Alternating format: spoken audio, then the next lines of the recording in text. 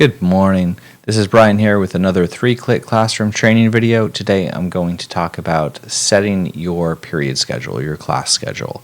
So this is something that you should do after you have entered your class lists and your school schedule. So I'm going to run through those tabs and then head over to Schedule by Teacher. So looking along the bottom, class lists, I have them.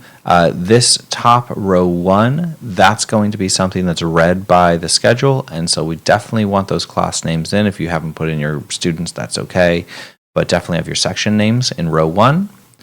On school schedule, you're going to want to have that school schedule set and complete and make sure that this table is kind of figuring it out correctly. But really, you could do it as long as column C and your schedule names are in. So let's head over to Schedule by Teacher now.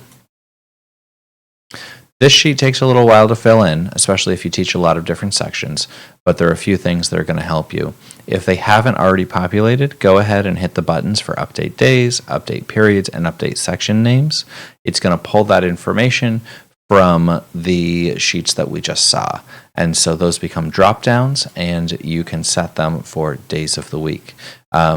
There's a convenient option for all. If it's maybe a homeroom block that you have every morning, you can have that in. And then essentially you just want to go through and put in the name. This is the name that'll appear on the app.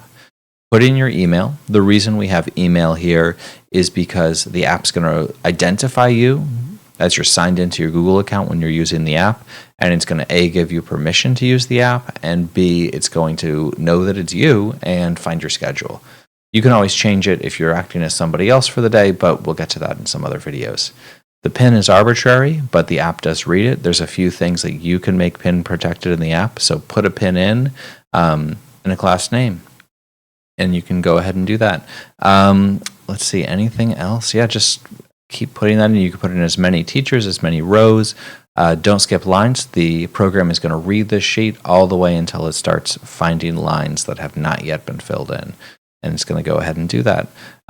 You can sort of, even though this is a drop down, you could put a comma separated, maybe Tuesday and Wednesday that class meets at that time, and you could do that. It's going to give you a little red arrow to say it doesn't like it, but it will read it, and it will know that that class meets during period 1 on both Tuesday and Wednesday. So that can be a little bit of a time saver and a little bit helpful. Once you have entered that in, those pieces of information, the app is ready to work for you. So that's exciting. And I'll see you on the next video so we can take a look at how that works.